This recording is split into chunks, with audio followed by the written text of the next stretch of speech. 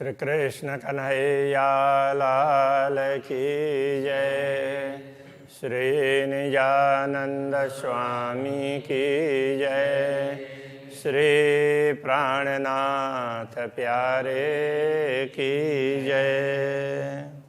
महामत कहे तीसरा ये जो रूहों दिल सागर, अब कहूँ चौथा सागर, पट खोल देखो अंतर, पट खोल देखो अंतर। श्री कृष्ण कन्हैया लाल की। अंतर का पट खोल करके देखना, ऐसा बोल रहे हैं। ऐसे देखोगे तब चौथा सागर का वर्णन करेंगे तो वो समझ में आएगी। तो चौथा सागर है जुगल किशोर श्रृंगार, जुगल किशोर का श्रृंगार। तो उसमें अब पहले श्री राज्य का श्रृंगार, श्री राज्य का श्रृंगार पहला, और उसमें पहला श्रृंगार, फिर बाद में दूसरा श्रृंगार भी आएगा, तीसरा आएगा जेते जेते परिक्रमा निज धाम की, सातों स्वरूप श्रीराज, सो सारे परनामिने वास्ते सयन के काज। हाँ बोलिए उसके चौपाई का अर्थ। हाँ, ये ऐसा 7 बार वर्णन करते हैं, उल्लेख करते हैं।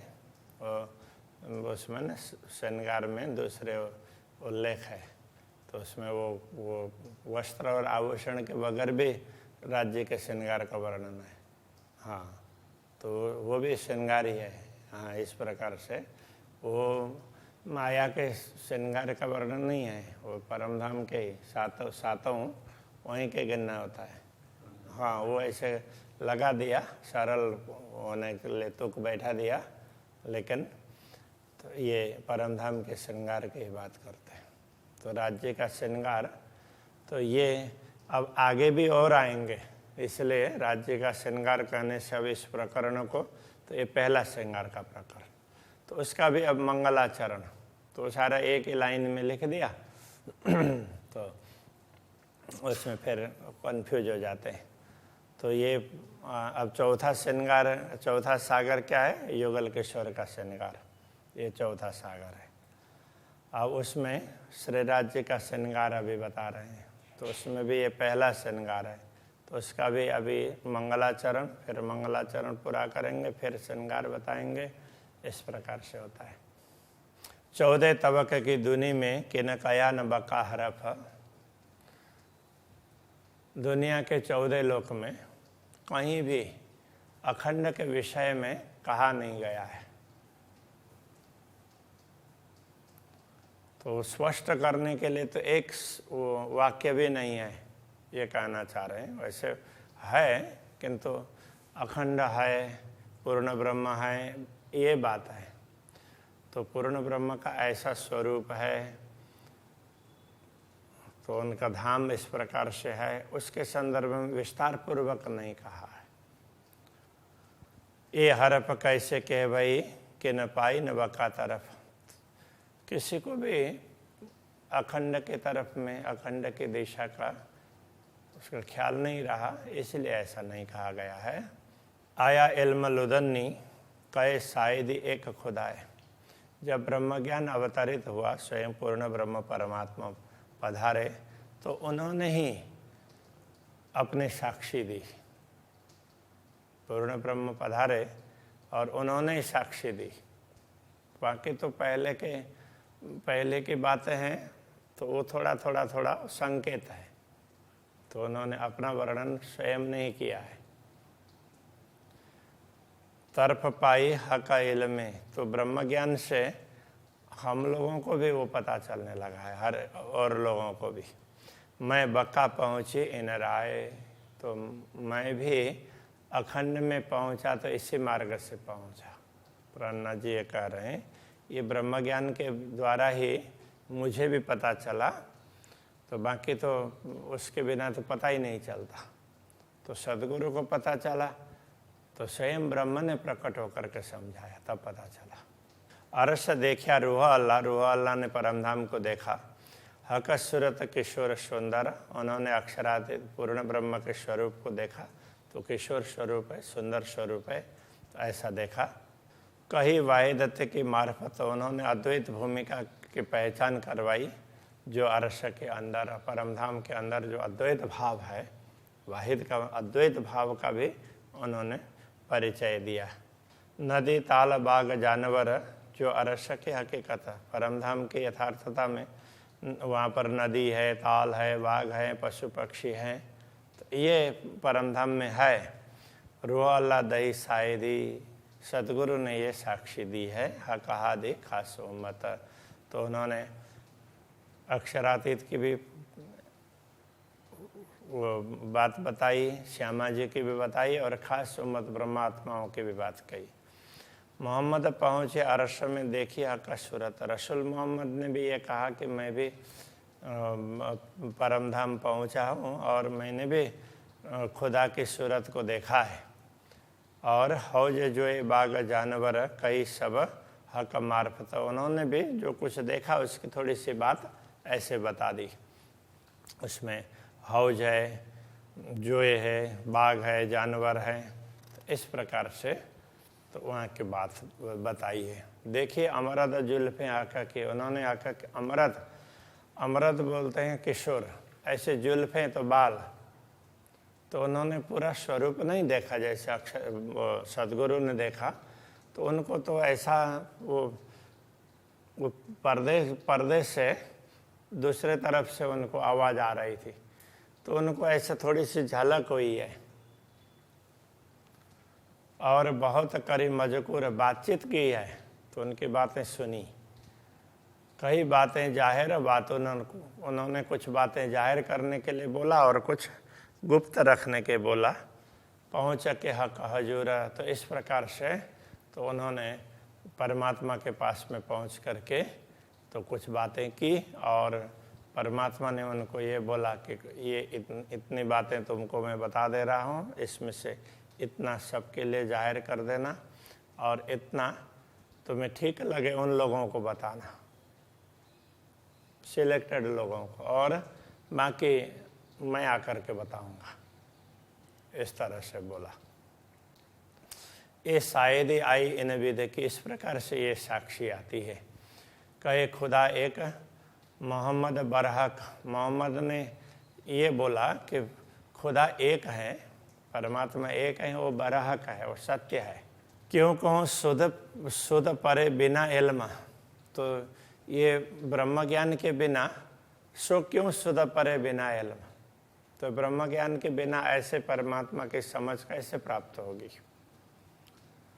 हक इल्म करी बेशक, तो स्वयं परमात्मा ने प्रकट होकर के ज्ञान दिया, तो उसी ने सबका संदेह निवारण कर दिया। बाकी तो रसूल मोहम्मद ने बताया, तो उससे भी किसी का संदेह गया नहीं। जितने लोग उनकी बातें सुनने वाले थे, उनमें से किसी को भी संदेह दूर नहीं हुआ, इसलिए सब लोग लड़ते झगड़ते ही रहे हैं। तो संदेह दूर हुआ तो स्वयं परमात्मा प्रकट हुए, उन्होंने सतगुरु को दर्शन दिया, ज्ञान दिया, तो उससे सबके संदेह निवारण, सबके संदेह का निरूपण हो गया है। मोहम्मद के फुरमान में कई 3 सूरत, रसूल के वचनों में 3 स्वरूप की बात कही है। तो उनमें से बशरी, मलकी और हक की। तो बशर वाले बशरी, तो बशर तो शारीरिक उसमें ज्ञान वाले, तो उसमें एक साधारण उसमें उसके बशर के लिए ऐसा भी कहा है कि वो इंसानियत की बात करने वाला। तो इस तरह से तो वह बशर वाले और मलकी मिलकत समझाने वाले और परमात्मा के स्वरूप को समझाने वाले, इस प्रकार से ऐसी बात कही है। एक अव्वल 2 आखिर, एक तो शुरू में आदि में और दूसरे हैं वो आखिर में आएंगे। तो अव्वल कौन सा है और आखिर कौन सा है? आखिर का तो क़यामत का समय, अब तो अव्वल कौन सा है तो उसके संदर्भ में किसी को भी ख्याल नहीं है। इसलिए रसूल मोहम्मद ने ये भी कहा कि मेरे पास में कुरान है लेकिन वो बंद है, ऐसा। तो कहने का तात्पर्य ये हो सकता है कि मुझे खुदा ने बात तो सुनाई है लेकिन तुम्हें किसी को बताने के लिए नहीं बोला है, तो बाद में वो स्वयं आकर के बताएंगे। तो ये अव्वल तो पहले से चलता आया है। तो जो भी परमात्मा की बात कहने वाले लोग हैं उन सबको मोहम्मद कहा।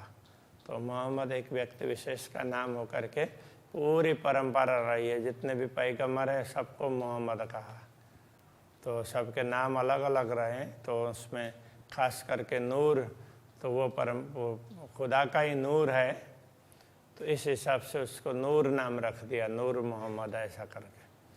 तो इसका नहीं है, तो सारे ही हैं, तो सब में खुदा का ही नूर है।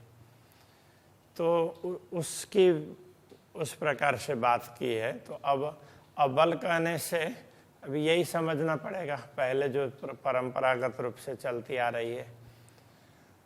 तो और वो अव्वल से ये हैं और दो आखिर के हैं।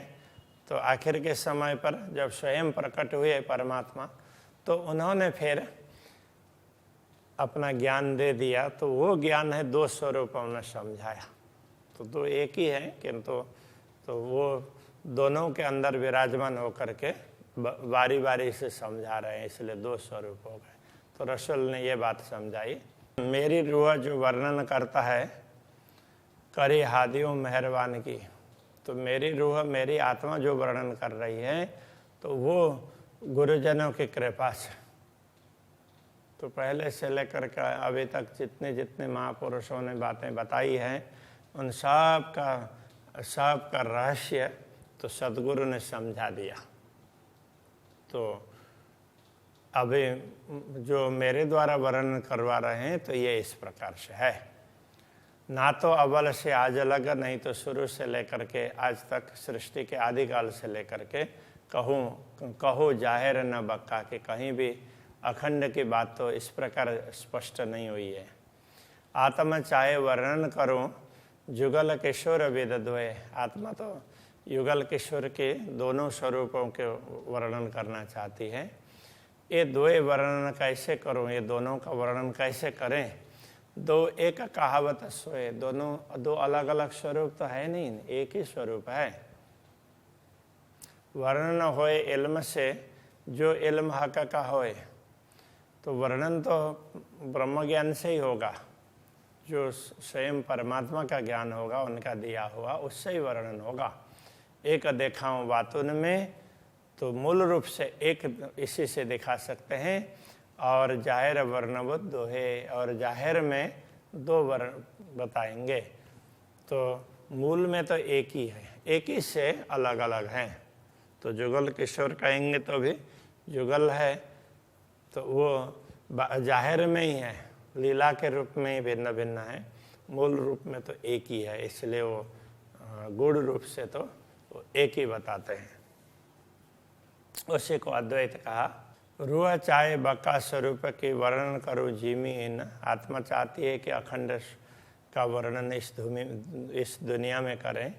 इल्म लुदन्नी खुदाई से जो कबाऊ न सुनिया कि न, वो भी इल्म लुदन्नी से, ब्रह्म ज्ञान से, खुदाई इल्म से। तो जो कबाऊ न सुनिया कि न, जिसको किसी ने अभी तक नहीं सुना है। जिन्हें जानो ए वर्णन करता आदमी का। ऐसा मत समझना कि किसी व्यक्ति विशेष का वर्णन कर रहे हैं। ये सबत है न्यारा सुभान, जो सबसे अलग हैं पूर्ण ब्रह्म परमात्मा। तो अर्श अजीम में बका हो, तो दिव्य धाम में, अखंड धाम में है, श्रेष्ठ अखंड धाम में। मलकुत ऊपर हवा शून्य, तो वो धाम की बात कर रहे हैं। मलकुत से ऊपर शून्य है, हवा है, तो हवा माया के लिए कहते हैं। तीन पर नूर अक्षर है, उनसे आगे जाते हैं तो नूर है, वो खुदा का ही नूर है, वो अक्षर है। तो नूर पार नूर तजल्ला, नूर से भी आगे है नूर तजल्ला है, वो पूर्ण ब्रह्म परमात्मा है। ये जो अक्षरातीत सब पर, सबके ऊपर जो है वही यही अक्षरातीत हैं। अरस ठौर हमेशा की, परमधाम वो हमेशा का स्थान है, कभी मिटने वाला नहीं है, अखंड है। हमेशा का सूरत और परमात्मा का स्वरूप है, वो भी अखंड है। श्रृंगार सब है हमेशा की, उनके श्रृंगार वगैरह वो भी अखंड हैं, ना चल बिचल है, तो उसमें कोई परिवर्तन नहीं है। जित जैसा रूह चाहता तहाँ तैसा बनता श्रृंगार, आत्मा जैसा चाहती है वहाँ वैसा ही श्रृंगार तैयार होता है। नित्य नए वाहिदत्त में शोभा अखंड अपार, अद्वैत भूमिका में नित्य नूतनता का अनुभव होता है। ये अखंड की शोभा है, ये अपार शोभा है। या वस्त्र या आभूषण जो दिल रूह चाहे, वस्त्र या आभूषण जो आत्मा दिल से चाहती है उसी प्रकार से होते हैं। सो न अंगों शोभा लिए, वो वस्त्र आभूषण जिन अंगों में जैसा चाहते हैं वैसी शोभा वहाँ आकर के बन जाती है। जानो आगो ही बन रहे हो, जो पहले से बने हुए हो ऐसा लगता है। हाथ न लगे भूषण को जो दीजिए ऊपर, हाथ ऊपर, तो यदि ऊपर से जैसे आभूषण है कोई भी हो तो उसको हाथ लगाएंगे तो चुभता है थोड़ा बहुत भी, किंतु परमधाम के ये आभूषण ऐसे हैं, इनमें हाथ लगाएंगे तो भी चुभता नहीं है। चित चाया अंगों सब लग रहा, जुदा होए ना आज्ञा बेकर, जब तक चाहते हैं तब तक उस अंग में वो आभूषण रहता है, तो उससे फिर दूसरा हो, उससे अलग हो वो आभूषण, तो वो तो चाहेंगे तब। जुदा होए ना आज्ञा बेकर, आज्ञा के बिना वो अलग नहीं हो सकता है। जिन खिन चित्त जो चाहे सो आगो ही बनी आवे, जिस समय आत्मा चाहती है, उनका चित्त चाहता है, तो वो पहले से तो चित्त इच्छा की और देखा इतने में तो पहले से बन चुका होता है, लग चुका होता है। वस्त्र हो या आभूषण हो, इन्हें भी दस श्रृंगार सब समय, ऐसे श्रृंगार सदैव इसी प्रकार के श्रृंगार होते हैं। नित्य नए रूप दिखावे, तो नित्य नए नए रूप में दिखाई देते हैं। ना पहना न उतारिया, ना तो पहनने की आवश्यकता पड़ती है ना उतारने की। दिल चाया नित्य सुख, दिल से ने चाहा तो वो अपने आप हो जाता है। तो श्री राजा उतारे वस्त्र, ऐसा कहते हैं न, चाया इच्छा की तो उतर गए, और सखियाँ श्रृंगार करवाती है, ये तो क्या होता अपने आप ही, किंतु तो उनको लगता है हम कुछ करें, तो एक भाव है। वाहिदत हमेशा का ये सुख हक सिंचत सन्मुख, अद्वैत भूमिका का ये अखंड सुख ऐसा ही होता है। और हक सिंचत ब्रह्मात्माओं के सम्मुख होकर के धामधनी हमेशा इसी अखंड सुख को प्रदान करते रहते हैं। शब्द न लगे शोभा असल है, दुनिया के शब्द हैं ये असली शोभा को बताने में वहाँ तक नहीं पहुँचते हैं। पर रूह मेरी सेवा चाहे, किंतु मेरी आत्मा तो उनको बताना चाहती है, सेवा करना चाहती है, तो वर्णन करो इनका, तभी इनका वर्णन हो रहा है। जानो रूहों भी दिल समाए, जैसे अन्य ब्रह्म आत्माओं के दिल में भी ये बात आ जाए।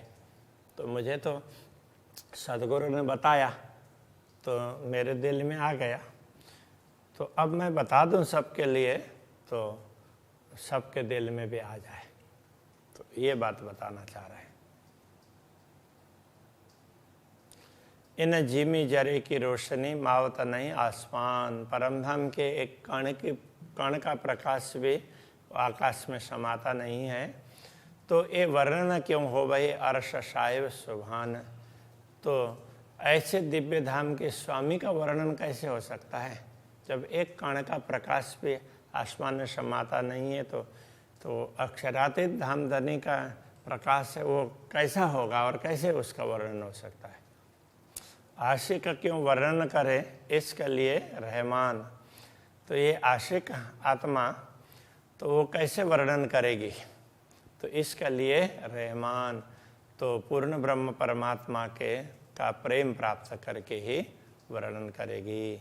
एक अंग को देखने लगे, जब वो उस प्रेम से वर्णन करना चाहेगी तो एक अंग का वर्णन करने लगेगी, उसको देखने लगेगी, तो वो वहीं पर मस्त हो जाती है, वहीं पर गलतान मतलब, तो वहीं पर वो पिघल जाती है, वो फिर उसी में देखती रह जाएगी।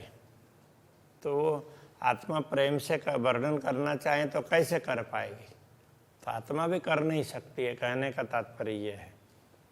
तो आत्मा भी वर्णन कर नहीं सकती, क्योंकि वो तो किसी एक अंग को देखने लगे तो बस उसी में मस्त हो जाएगी, उसी में खो जाएगी, पिघल जाएगी का मतलब उसी में खो जाएगी, उसका अस्तित्व ही नहीं रहेगा। इस तरह का इतना वो खो जाती है, तो फिर वर्णन कैसे होगा? तो उसके लिए आगे कहते हैं शोभा जुगल किशोर की सुख सागर चौथाई। या ये कहना चाह रहे हैं कि हमारे चाहने से तो होता नहीं है, तो जब अक्षरातीत चाहेंगे तो वो वर्णन करवाएंगे, कहने का ये तात्पर्य है।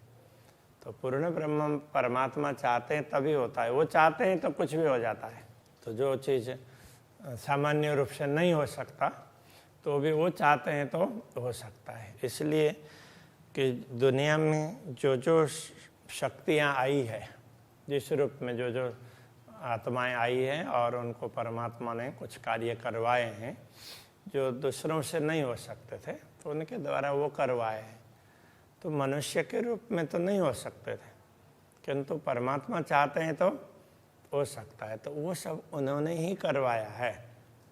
तो दुनिया में जो भी अच्छाई है वो सारी उनकी है, ये कहने का तात्पर्य है। उस प्रकार से समझना चाहिए। कोई उसमें अज्ञानी लोग ही वो इधर से उधर खींच देते हैं, उसने ये किया है तो वो बड़ा है, उसने ये नहीं किया है तो वो छोटा है, बोल करके वो ऐसा खींचते हैं, तो वो अज्ञानता है।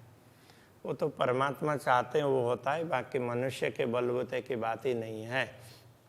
किसी के द्वारा कुछ करवाया तो उन्होंने करवाया, उनकी ही शक्ति है, वो मनुष्य की शक्ति नहीं है।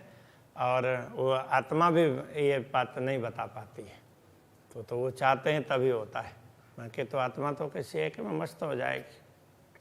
इसलिए वो प्राणनाथ जी कहते हैं ना, यदि उसमें प्रेम में मस्त होना हो तो मेरे लिए तो सरल है,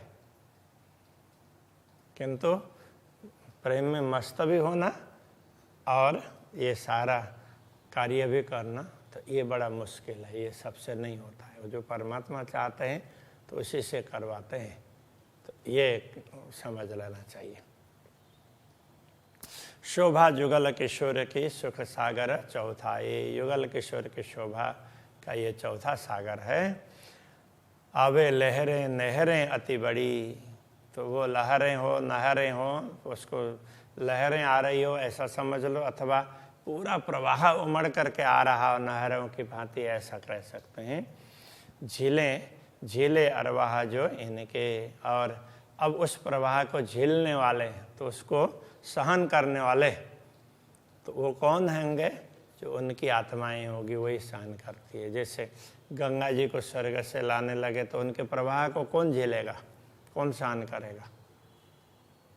तो वो मुश्किल हो गई। तो फिर पता चला कि तो भगवान शंकर करेंगे।